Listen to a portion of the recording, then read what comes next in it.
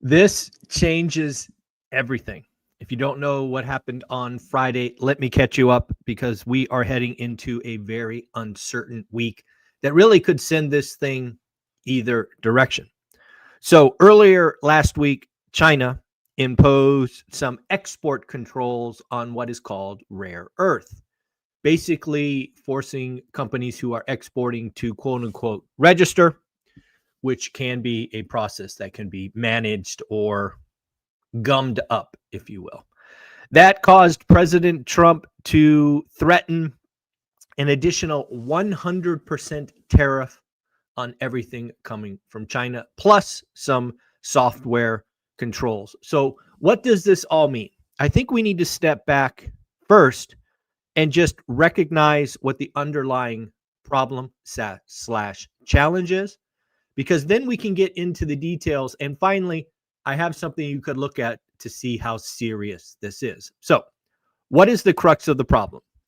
Well, the crux of the problem is we have allowed China to be the dominant producer of rare earths. Now, first thing we should acknowledge is rare earths aren't rare. It's the processing of rare earths that are rare. Now, these materials, these raw materials are in seemingly everything electronic. They are the backbone of innovation, and it's a problem when you have an quote unquote adversary, a frenemy that can basically turn off or on production, turn on or off exports.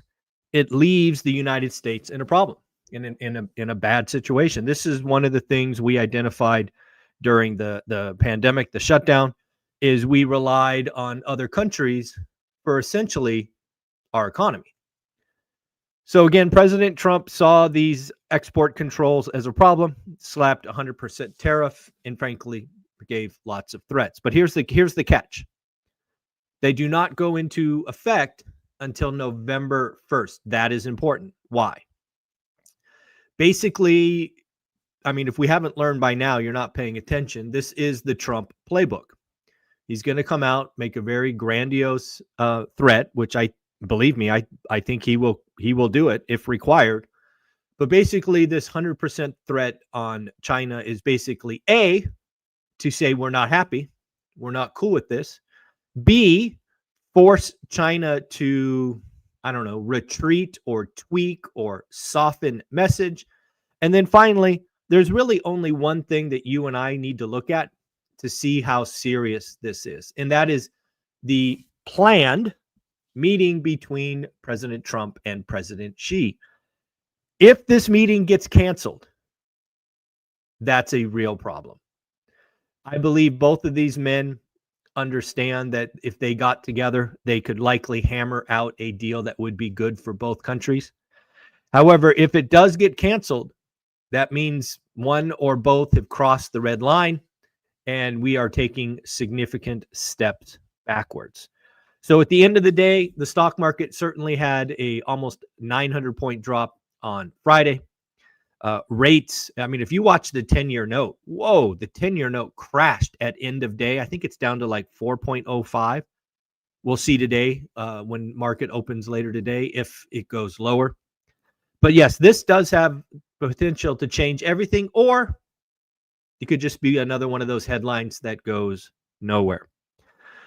On top of that, we did get a lot of Fed speak in the last 48 hours. We're going to talk about the week ahead. The week ahead is still very muddy because we really don't know what government data we will or won't get. So I will share with you the best that I know of as of this morning. So on Monday, there is one Fed speech. Tuesday, 3 Fed. What is going on with all the Fed speeches? Is the Fed talking more, or is it just me? Like, didn't we have 16 Fed speeches last week and 15 the week before? I seriously do not remember the Fed talking this much, but maybe I'm just missing it. On Wednesday, we have 3 more Fed speeches plus the Fed Beige Book. The Fed Beige Book is interesting. It's a summary of the 18 districts. Again, remember Mark Zandi brought to us last week that 22 of the 50 states are in recession. Might have been 24. I think it was 22. Might be 24. Anyways, no, 22. Again, we need to watch these districts because some are in and not in recession. On Thursday, we will get our two, supposedly, I don't trust this, but to best of my abilities, we're going to get two economic reports. We're going to get PPI. Usually we get CPI first, but CPI has been delayed till October 24th, so 12 days. So supposedly on Thursday, we'll get PPI and retail sales. Frankly, I'll believe that when I see it. I'm not sure we're going to get both those, but maybe. And then on Thursday, we have 5 Fed speeches, and then currently nothing planned for Friday. Ray Dalio out with some headlines talking about civil war of sorts, saying that the U.S. leading indicator of trouble is the U.S. economy, meaning gold. He thinks there's something bad going under the surface. Don't know if you guys were involved in the crypto market, but I hope you were not on leverage. If you are involved in the crypto market and you're on leverage, you likely got smoked on Friday. It lost something like $19 billion. I think Bitcoin went all the way from 120 to like 102 or 103 in like 3 nanoseconds. It was wild to watch on the charts. But again, why is everybody on leverage in the crypto market? You're just being asked to wash out. If you either own it or you don't, it'd be my advice. Again, folks, I wanted to let you know this. If you did buy a ticket to our ORaaT event in September, I sent you an email yesterday, asking for your address because I have to mail you some books. Right, I got a bunch of books to mail. And 2, we're going to have our Thursday conversation at 5 p.m. Right, so I sent you a Zoom link. It's going to be a very small group. I think only 20 or 21 people bought tickets that month. So it'll be a very small group. Bring any and all questions, real estate, market, health journey, relationships, whatever you want. I'm an open book. So I hope to see you there. Again, I expect it to be a pretty small group, maybe, 8 to 12 people showing up. So I will see you Thursday at 5 o'clock. Since we're talking about that, we did get 3 people to join school in the last 48 hours. Chris Badette and Sid. And then Christian bought a ticket to our event. So again, lots of good stuff coming. Let's talk about the Fed. We got a lot of Fed speak. What do we got? Musselman, Waller, and Barr. Is that all I got? Yep. So we'll talk about Fed President Barr. We have to decide in October if we cut again. Barr seems to be on the fence. Worried that cutting rates too quick could exacerbate inflation. Again, this is very much Arthur Burns, Paul Volcker thinking. Again, if you don't remember, go look it up. Go Wikipedia. Go look at what Arthur Burns did. And then what transpired from there was anything but joy. It was quite painful, a double dip recession with the second one being worse. Not good. Fed Waller. Either labor market rebounds or GDP will weaken. Basically saying that he thinks the labor market is weakening, thus GDP will follow, meaning recession. He thinks that roughly 40% of all tariffs are passed to the consumer. I think that is, at least currently, an over-exaggeration. All the reports I've seen is more like 20%, but that's not to say it doesn't change. It certainly could. Labor market is not tight in any way. I agree. Tariffs will be a one-time impact on price. That is, unless Trump keeps giving you new tariffs. Let's acknowledge that, right? This tariff on Friday came out of nowhere. So again, we need to pay attention to that. And then finally, Waller says, don't worry, there have been shutdowns before, right? Basically saying that we will get through this. Fed President Musselman, we have good sense of the economy despite the shutdown. St. Louis Fed will conduct our own survey. How about that? Again, this is something I talked about a week ago or so, suggesting that the Fed get off their ass and go make some phone calls and see what's going on for themselves instead of relying on government data. How about that? Sounds like they're going to do it. Expects tariff inflation to fade in the second half of 2026. Ouch. That is a long time away. We have limited room for easing before policy gets overly accommodative. Again, you could put Musselman in a hawk category, not really interested in cutting more. Lastly, I expect the labor market to soften in an orderly way. Oh man, I don't think that's a wise bet in my opinion. Let's give a shout out to Logan Montashami from Housing Wire. He had a great article kind of summarizing the housing market this weekend. I pulled a couple of metrics from there. So again, Logan, shout out to you. Housing inventory peaked in August. I find that very interesting because on this channel that I called August the bottom.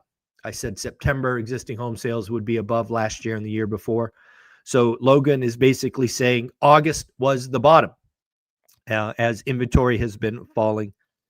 For example, in August, active inventory was up 33% year on year. Now it is only up 17%. Just so you know, last couple of years, inventory peaked in October. So an August peak is unusual. Active listings are now 800, active listings went to 863 from 856, so up about 7,000.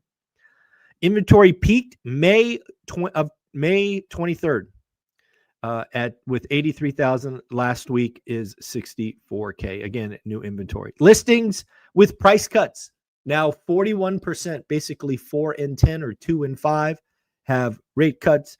Purchase applications are now up double digits year on year for 10 straight weeks. And then pending home sales were 63,000 last week. Housing market, I again think August will have been the bottom. We'll hear about September. Well, I don't know if we'll hear about September. I don't know if that's part of the government shutdown or not. So I guess we'll find out in a couple of weeks if we get a September report.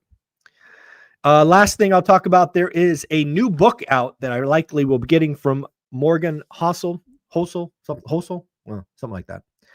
The Art of Spending Money. The reason this book caught my attention, first and foremost, Morgan Housel wrote one of the greatest books on money out there, The Psychology of Money. So I will definitely be picking this one up. He basically talks about getting wealthy. It's a trade-off between immediate gratification and taking care of your future self. He says that wealth is a two-part equation, what you have minus what you want. FOMO, fear of missing out, is one of the most dangerous financial reactions. I agree entirely. And then finally, he reminds us a quote from Jimmy Carr. Everyone is jealous of what you have, not of how you got it. All right, folks, remember to join school. If you're wanting to build wealth, get new friends, I have the platform for you. 63 pennies a day. Join school. Don't forget to come to our Vegas event. Get your tickets, and we will talk about an October special probably in the next day or so. But again, I hope to see you in Vegas. Nothing like an in-person event. It's less than 4 months away. Actually, it's just over 4 months away. 4 months away, we'll be together in Vegas. I can't wait to see you. Folks, take care. Have a wonderful day. Later.